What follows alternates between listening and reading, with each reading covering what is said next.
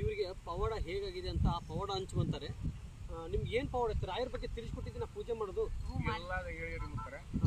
ಪ್ರತಿಯೊಂದು ಏನೈತೆ ನಮ್ಮ ಅಗ್ನಿ ನೀವೇನು ಪವಾಡ ಹೇಳಿದ್ರಿ ಅದ್ರ ಪ್ರಕಾರ ಆ ವ್ರತವನ್ನ ಆಚರಣೆ ಮಾಡ್ರ ಅದರಿಂದ ನಮಗ್ 100% ಪವಾಡ ಆಗೈತೆ. ನಾವು ಈ ಸದ್ಯಕ್ಕೆ ಮನಿ ಕಟ್ಟಾಕತ್ತೀವಿ. ನಿಮ್ಮನ್ನ ಕಾಣೋಬೇಕಂತ ಕೈಸಿ ಬಹಳ ದಿವಸದಿಂದ ಹಂಬಲಾಗಿತ್ತು. ಆದ ಕಾರಣ ಇವತ್ತೆಷ್ಟೊತ್ತಿದ್ರು ಸಿಗ್ತಾರ ಗುರುಗಳು ನಮಗೆ. ಇದು ಒಂದು ದೊಡ್ಡ ಪವಾಡನ ಆಗತ್ತ ಅನ್ನೋ ಉದ್ದೇಶದಿಂದ ನಾವು ತಮ್ಮನ್ನು ಹುಡುಕಾಡಿ ಬಂದಿ. ಈಗ ತಾವು ಸಿಕ್ಕ್ರಿ, ನಮ್ಮ ಪೂರ್ವ ಜನ್ಮದ ಪಾಪ ಕಳೀತು, ಇವತ್ತು ಪುಣ್ಯ ಲಭಿಸಿದೆ ಅಂತ ಕೈಸಿ ಈ ಮೂಲಕ ಎಲ್ಲಾ ಭಕ್ತರಲ್ಲಿ ನಾನು ಹೇಳ್ತೀನಿ. ಅಂದ್ರೆ ನಿಮ್ಗೆ ಯಾವ ರೀತಿಗೆ 9 ವರ್ಷದ ವ್ರತವನ್ನು ಮಾತಾಡಿದೀನಿ. ಆಮೇಲೆ ಇವಾಗ ಹೆಂಗೆ ನಿಮ್ಗೆ ಪವಾಡ ಅಂದ್ರೆ ಯಾವ ರೀತಿಯಾಗಿ ಪವಾಡ ಆಗಿದೆ? ನಾವು ಬಾಳ ತ್ರಾಸನಾಗಿದ್ದೀವ್ರಿ. ಆಗ ಮನಿ ಕೆಳಗಿಂದ ಒಂದೇ ಕಟ್ಟಿದ್ದೀವ್ರಿ, ಮ್ಯಾಗಿಂದ ಕಟ್ಬೇಕಂತ ಬಾಳ ದಿನ ಆಸೆ ಐತ್ರಿ. ಈ ಪವಾಡ ಹೇಳಿಂದ ಮ್ಯಾಗಿಂದ ಕಟ್ಟಾಕತ್ತೀವ್ರಿ. ಈ ಪೂಜೆ ಹೇಳಿದ್ಮೇಲೆ ಮತ್ತೆ ಮೇಲಿನ ಕಟ್ತಾ ಇದೀರಾ? ಓಕೆ. ಮತ್ತ ಆಮೇಲೆ ಮತ್ತೆ ಈ ವಟ್ಟ ಬಂದಿಲ್ರಿ, 4-5 ವರ್ಷದಿಂದ ವಟ್ಟ ಬಂದಿದ್ದೇನ್ರಿ ಮನಿಗೆ ಬಂದಾರ್ರಿ. ಈಗ ನಿಮ್ಮ ಅತ್ತಿಯವರು ಬಂದವ್ರೆ ನೋಡಿ. ಇವಾಗ ಅತ್ತಿ ಸೊಸಿ ಒಂದಾದ್ರು ಈಗ ಮಗನ ಮರ್ತ್ ಬಿಟ್ರು ಅಲ್ರಿ. ಗುರುವಿನ ಯಾರಾದ್ರೂ ಮರೆಯಕ್ಕಾಗತ್ತನ್ರಿ? ಅತ್ತಿ ಸೊಸಿನ ಒಂದಾಗಿ ಮಗನ ಮರ್ತ್ ಬಿಟ್ರು. ಇವಾಗ ಈಗ ಮತ್ತೆ ನಮ್ಗೆ ಹೋಳಿಗೆ ನಾವ್ ಏನ್ ಅಪ್ಪಣೆ ಮಾಡ್ರಿ ಅದ್ರ ಪ್ರಕಾರ ಆಗಾಕತ್ತೈತೆ, ಆಗತ್ತೆ 100%. ಈಗ ನಾನು ನಿಮ್ ಮನೆಗೆ ನಾನು ಮಾತು ಕೊಟ್ಟಿದ್ದೀನಿ ಬರ್ತೀನಿ ಅಂತ ಹೇಳಿ. ಅವತ್ತಾದ್ರೂ ಹೋಳಿಗೆ ಊಟ ಕೊಡ್ತೀರಿ? ಹೋಳಿಗೆ ತುಪ್ಪ ಕೊಡ್ತೀರಿ? ಖಂಡಿತ. ಅದಕ್ಕೆಲ್ಲ ಸಾಕ್ಷಿ ನೀವು ಇದೀರಾ? ಕೊಡ್ತೀರಾ ನೀವು? ನೋಡಿ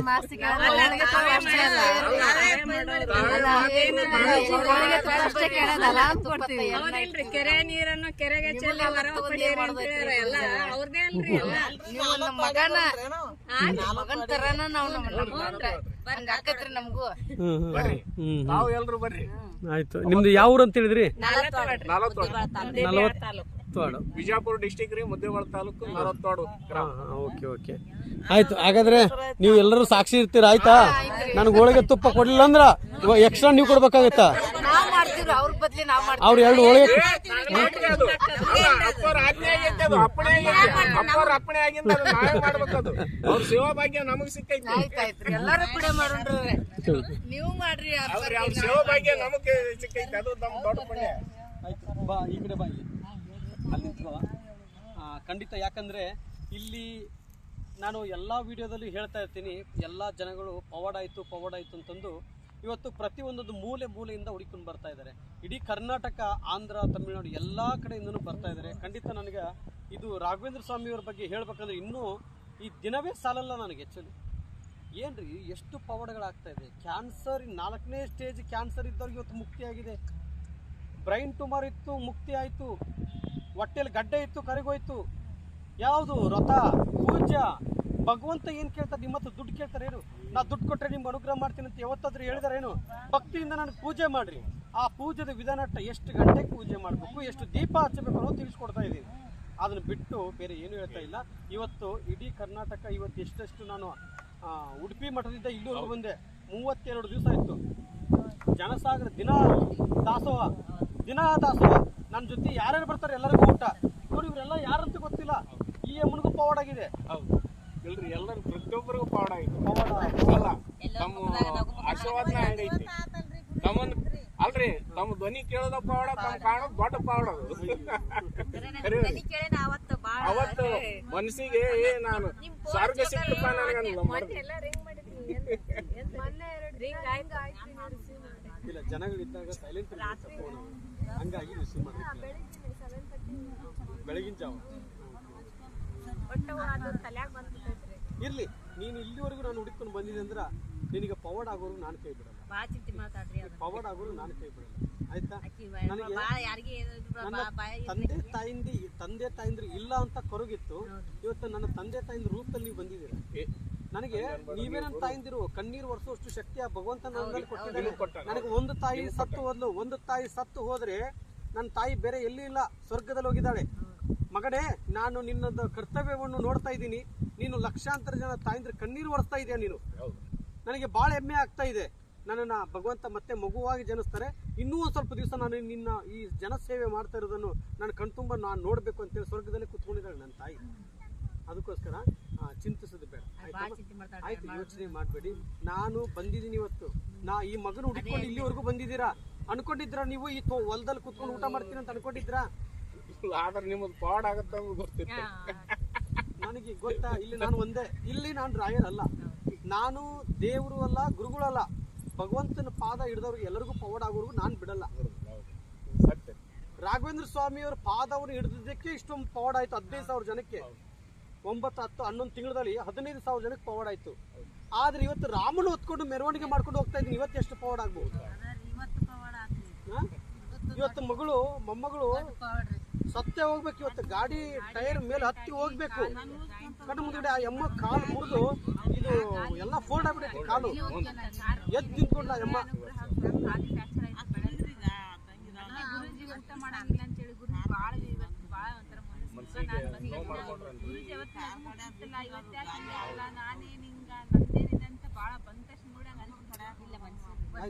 ಇರ್ಲಿ, ಚಿಂತಿಸಬೇಡಿ ಆಯ್ತಾ.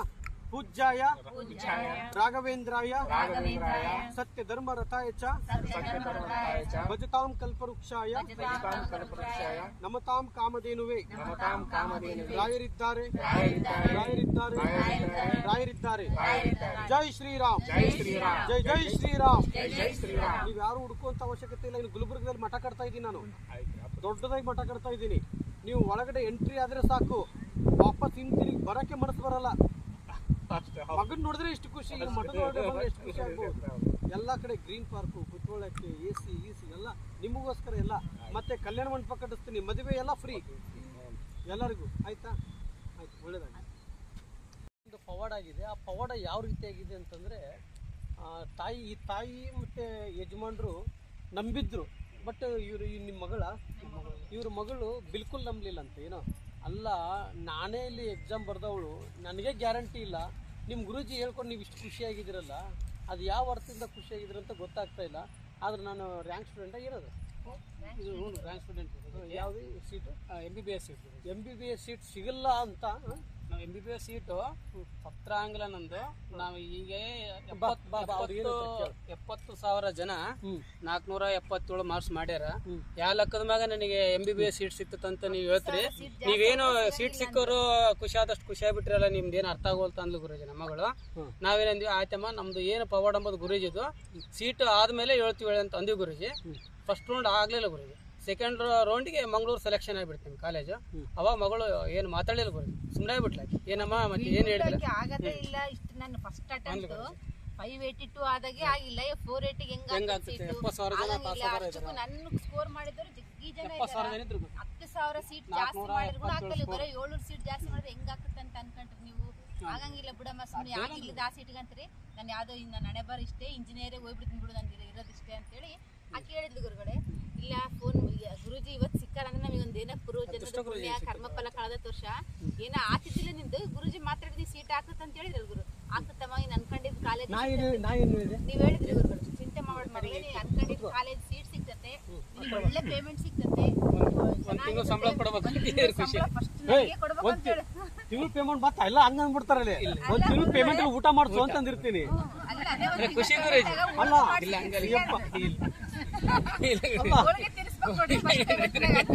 ಅಲ್ಲ, ಒಂದ್ ತಿಂಗಳು ಗುರುಜಿ ಎಲ್ಲರಿಗೂ ಸುಮ್ಮನೆ ಖುಷಿ ಹಾಕಿ ತಮಾಷೆ ಮಾಡಿದ್ವಿ. ಅಲ್ಲ, ನೀವು ರಾಘವೇಂದ್ರ ಸ್ವಾಮಿ ಜೊತೆ ಬಂದರ ಅನ್ನಂಗ್ ಮಾತಾಡ್ತಿರಲ್ಲ, ಎದಕ್ಕಷ್ಟು ಇದು ಮಾಡಕತ್ರಿ ನನಗೆ ಅರ್ಥನೇ ಆಗೋದಲ್ಲ ಅಂತ ಆಕಿ ಮೊದ್ಲೇ. ಮತ್ತೆ ಇದು ಮೆಡಿಕಲ್ ಸ್ಟೂಡೆಂಟ್ ಅಂದ್ರೆ ಅವ್ರದ್ದು ಒಂಥರ ಸೈನ್ಸ್ ಸ್ಟೂಡೆಂಟ್ ಹೇಳ್ರಿ, ಅವ್ರು ಇವೆಲ್ಲ ನಂಬ್ತಿದ್ದಿಲ್ಲ.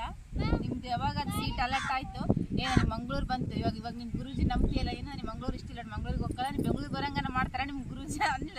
ಅವಾಗ ಖಂಡಿತ ಅದತ್ತಾಗ ವರ್ಷ ಯಾಕೆ ಪೂಜೆ ಮಾಡ್ತೀವಿ ಅಂತೇಳಿ ಮನೆಗೆ ಪೂಜೆ ಮಾಡಿ ನಮ್ಮ ಹಿಂಗ ಅನಕತ್ತಾರ ನೋಡು ಅಂತೇಳಿ ನಿಮ್ಮನ್ನ ಮುಖದಾಗ ನೆನ್ಸ್ಕೊಂಡು ನಾವು ರಾಘವೇಂದ್ರ ಸ್ವಾಮಿ ಮುಂದೆ ನಮ್ಮ ಹುಡುಗಿ ಯಾವ್ದು ಸಪ್ತಗಿರಿ ಸಪ್ತಗಿರಿ ಕಾಲೇಜೇ ಬೇಡಿಕೊಂಡ ಗುರುಗಳೇ.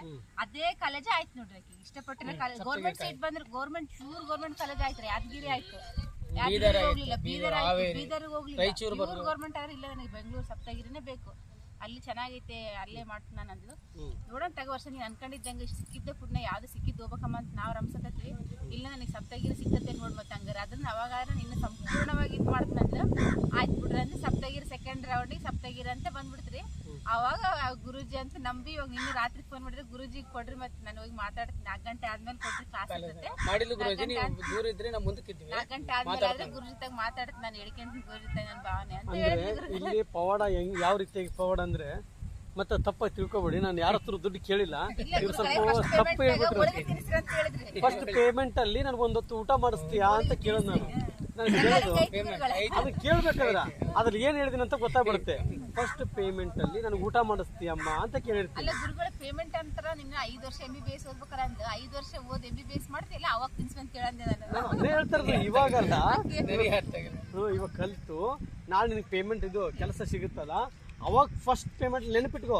ಫಸ್ಟ್ ಪೇಮೆಂಟ್ ಬಂತು ಅದ್ರಲ್ಲಿ ಒಂದು 70 ರೂಪಾಯಿ 80 ರೂಪಾಯಿ ಊಟದ ಒಂದೊತ್ತು ಊಟಕ್ಕೆ ಎಷ್ಟಾಗುತ್ತೆ? 100 ರೂಪಾಯಿ ಆಗುತ್ತೆ. ಫಸ್ಟ್ ಸೇವೆ ನಿಮ್ ಕಡೆಯಿಂದ ನಿಮ್ಮ ಹಾಸ್ಪಿಟಲ್ ಇಂದನೇ ಸ್ಟಾರ್ಟ್ ಆಗ್ಬಿಡ್ಲಿ. ಅದಕ್ಕೆ ಮೇಲೆ ಬಿಟ್ಬಿಡ್ತೀವಿ ಅಲ್ಲ ಅಲ್ಲೇ ಬಂದ್ಬಿಡ್ಲಿ, ಹಾಸ್ಪಿಟಲ್ಗೆ ಬಂದ್ಬಿಡ್ಲಿ ಗುರುಗಳು ಅಷ್ಟೇ. ಆಯ್ತಾ? ಅದಕ್ಕೆ ಇವಾಗ ಕೂಡ first sem second sem exam ಆಗಿ ಗುರುಗಳೇ. Second topper first year MBBS full toughest, but ಯಾರು ಸೆಕೆಂಡ್ ಟಾಪರ್ ಆಗಿ ಚೆನ್ನಾಗಿ ಇದು ಮಾಡಕತ್ತ ಗುರುಗಳೇ.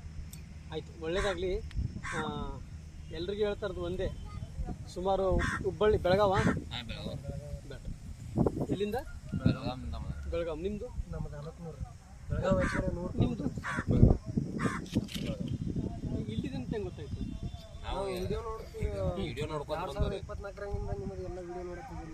ಅಲ್ಲ ಇಲ್ರಿ ಈಗ ಹೋಗುತ್ತಾ ಹುಡ್ಕೊಂಡು ಹೋಗಿದ್ದೀರಿ. 2 ದಿವಸ ಆಯ್ತು ಹುಡ್ಕಾಗತ್ತೆ. 2 ದಿವಸ ಆಯ್ತು. ಒಂದು ಮಂತ್ರಾಲಯ ಇಲ್ಲೊಂದಿಬ್ಬರು ಹೇಳಿದ್ರಿ, ಇವತ್ತು ಹೋಗ್ಯಾರ ಹುಡುಕ್ಯಾಡ್ ನೋಡಿದ್ರು ಏನು ಸಿಗದಿಲ್ಲ. ಅಲ್ಲಿ ಅವ್ರದ್ದು ಲಾಸ್ಟ್ ಮಂತ್ರಾಲಯಕ್ಕೆ ಹೋಗಿ ನೋಡೋಣಂತೆ ಸಾಲಿ ಹೋಗಿತ್ತು.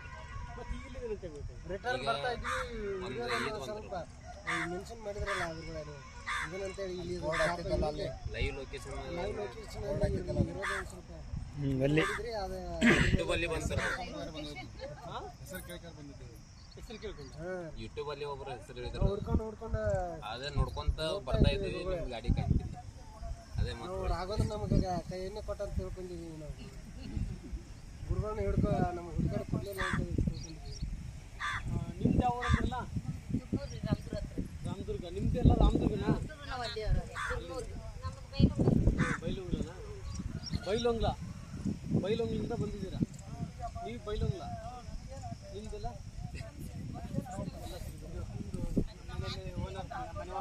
ಹೌದಾ? ಪಾಪ ಒಂದು ಬಟ್ಟೆ ಅಂಗಡಿ ಮ್ಯಾಗ ಪಾಪ ಎಲ್ಲೊಂದು 35-40 ಲಕ್ಷ ಬಂಡವಾಳ ಮಾಡ್ಯಾರ. ಬಂದಿದ್ರು ಕೋಟಿಂದ ಒಂದು ಕೆಲಸ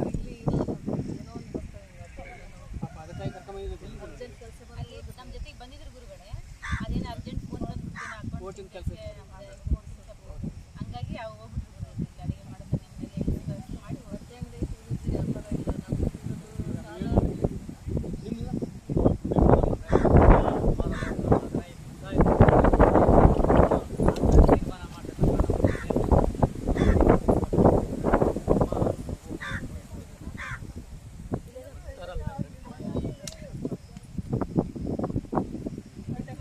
ಕಲ್ಲಿದೆ ಪೂಜೆ ಮಾಡಿದೆ ಒಂದು ವಾರ.